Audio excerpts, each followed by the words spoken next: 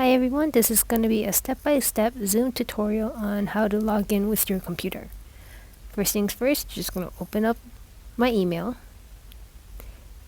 And then you're going to click on the link. It's going to open up to this web page. I'm going to zoom in a little bit. You do not have to download and run Zoom. You can always start from your browser. And I recommend you always just start from your browser. You have no reason to download and run Zoom.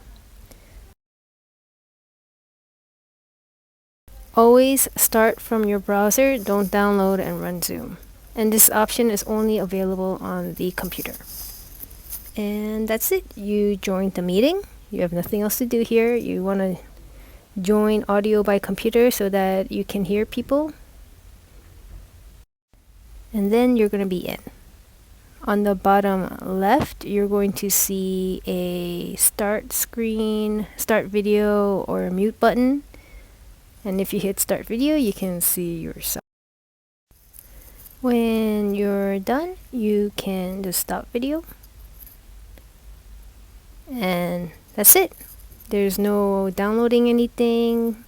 You just click on the link and log in through your browser. And you're done.